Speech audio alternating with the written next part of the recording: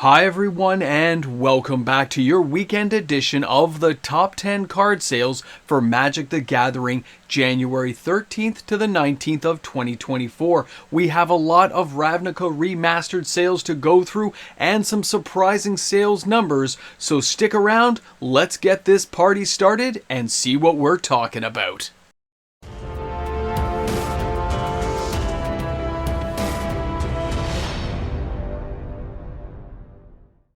Hi everyone and welcome back, mtgnews here, and thanks again for hanging out with me on the channel today as we go through the top 10 selling cards of the week. Now a reminder that if you're new to the channel and you enjoy today's content, don't forget to hit that like and subscribe button. And of course, if you're buying cards today, don't forget to use my TCG affiliate link found in the description of all my videos. Starting out at number 10 this week is Roaming Throne from the Lost Caverns of Ixalan. This card came in with 2,103 sales this week, or a total sales volume of $47,107.20. This card is something players are talking about. They want to know how it's going to be broken and what it will be used for, but a lot of players are hedging their bets that this card is actually going to go cheaper, go lower, and they're willing to wait before they buy the card. Of course, this could backfire on you. You can never be sure, but either way, this card had consistent sales week over week. It is very popular and could become a lot more popular when more sets release this year and more broken combinations are found for the Roaming Throne. Now we're going to spin around here and we are going to take a look at the number 9 card this week. And of course, we are dropping into Ravnica Remastered. This is Hallowed Fountain, and as you can see here, the average price tag is $9.79. The total sales volume is 2,458 sales, or a total sales volume of $24,063.82. I'll be honest, I did expect that a lot of these cards were going to be on the list this week. I did mention it in last week's top 10 video. I'm surprised the sales volumes are not higher for this particular card. The price point is perfect for players trying to grab the card, and I see that there was a massive sales push the first couple of days, but it's really fallen off in the last several days. I'll be keeping a close tab on all of these amazing shock lands, and of course Ravnica Remastered. You can look for follow-up videos in the next week or two. Pardon me with the word salad. It's a Saturday morning, and we're going to see how things are going to work out for this card. But either way, players are really happy with a lot of these shock lands being so cheap. Now let's dive over to our number 8 card this week, and that again is from Ravnica Remastered. This is Watery Grave. Now this card at $12.90 as the average price still had 3,298 sales. That is quite a big jump from what we just saw with the Hallowed Fountain. The total volume though, $45,544.20, is a step up, guys. This is a lot of money moving in the secondary market, and it is all being generated by a couple of shock lands here on the list so far, as well as the Roaming Throne. What does this mean though week over week as the pressure continues on these cards, or will it dwindle off as players get ready for upcoming sets like the Murders at Karlov Manor? I'll be curious to follow through and see what this card does next week, so stay tuned for next week's video. We'll probably have a lot more to cover on what's happening with these amazing shock lands. Now we're going to turn things over and take a look at our number 7 card this week. And I'm surprised you guys didn't guess this already, but you're right. We are going to dive into another shock land, again from Ravnica Remastered. In this case, it is Blood Crypt, coming in with 3,400 sales even. With an average price tag of $14.50, this card still had a total sales volume of $49,300 US, easily taking the number 7 position with the sheer volume of sales. Now, with all of these amazing Ravnica Remastered shock lands hitting the battlefield, with all these cards now being available, and these aren't even the special editions, you'll notice, although there are a few special cards on the list today. When you're looking at the shock lands, players are looking for the cheapest copies they can get to add into their commander decks, and that's why you're seeing these versions selling. They're cheap, efficient, and do the job. Now I'm surprised we didn't see some older versions of these cards selling. I thought 1 or 2 might make the list, and it is not the case in today's video. So now we get to move along and take a look at the number 6 card. What do you guys think? Are we talking another shock land? Are we talking something else? Well, yeah, you're right. We are going to be diving into the Sacred Foundry from Ravnica Remastered. At $15.15, this thing had over 3,450 sales, or the total sales volume of $52,267.50. This is a massive amount of money on our top 10 video. Because these cards are all around the $10 plus mark and they're selling thousands of copies, we are already probably past the $200,000 mark in a single week of sales. This is a massive generated value in the secondary market of Magic the Gathering that players should not be ignoring. MTG finance is very fluid, a lot of stuff moves, but if you ever try to sell your stuff, it is very hard to get your cash out, so keep that in mind. Now, we are going to take a look at our next card, and we are looking at Breeding Pool. Again, Ravnica Remastered. Now, this card is averaging $16. The total sales volume is 3,571 sales, or $57,136 of total sales volume.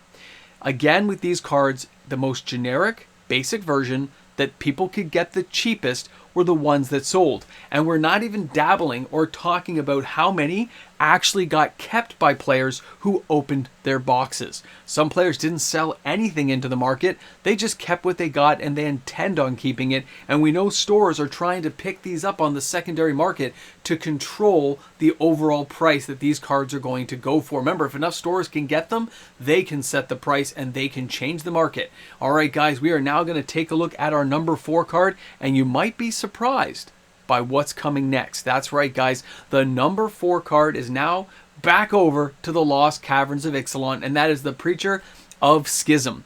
Now, this card had 3,761 sales, total sales volume of $17,413.43. I actually didn't think this card was going to make the list this week, but with an average price tag of only $4.63, I really shouldn't have been surprised. This card does a lot. For a 3 casting cost, 1 black, 2 generic, it's got Death Touch. This thing can attack and you get to put the little vampires into play, and it's a 2/4. It gets a lot. There's a lot of bang for your buck with a lot of these new cards, and of course the Preacher is one of the cards you're going to see a lot of play out of for the rest of 2024 with all the new upcoming sets.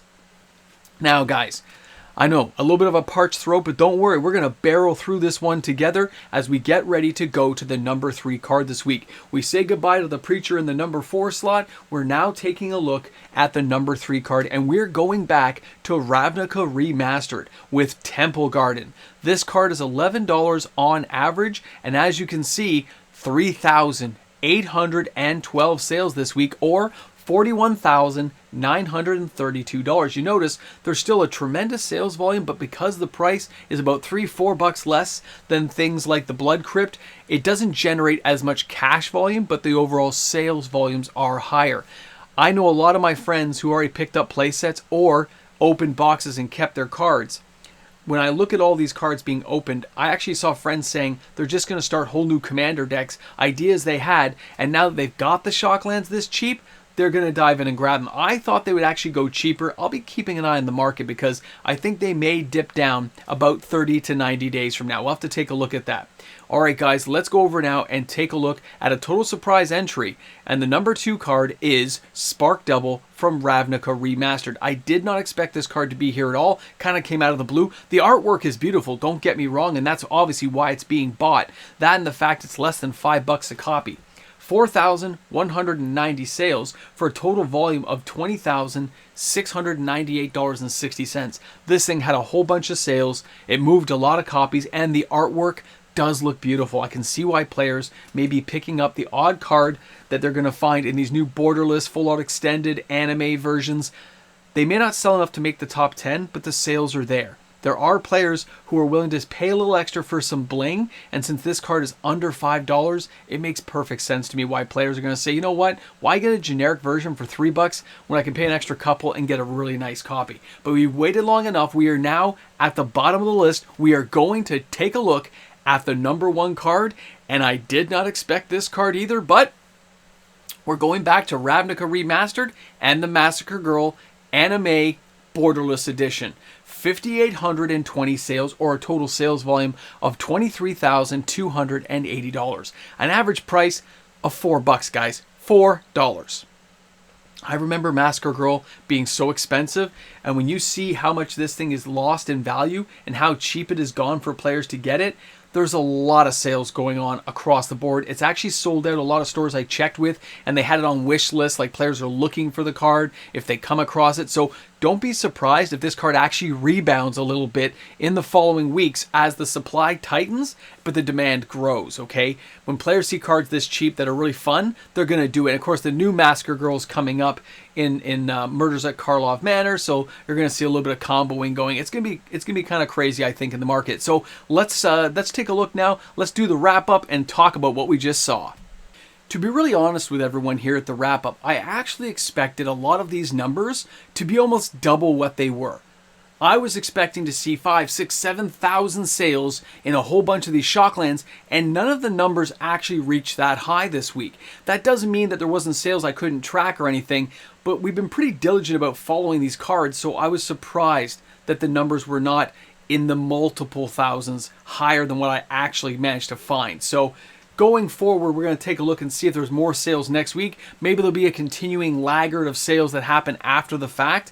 Or maybe players are just holding on to their cards at this point and not willing to sell into this low of a market, or they're just cards they want to keep for future deck construction, which is what I heard from a lot of players at my local store, along with some of my friends who bought boxes. So either way, this market is still tremendously popular right now. The singles market of Magic has really been the dominant force in MTG finance right now, and I think we're going to see more of that going forward. Yes, there'll be box opening videos. Yes, there'll be other crazy things going on, but when it comes to the actual sales, it shows players are looking for a bargain. In some cases, they'll take a generic version, but in other cases, if the price is right, they are going to go for the fancy version if it doesn't cost them an arm and a leg.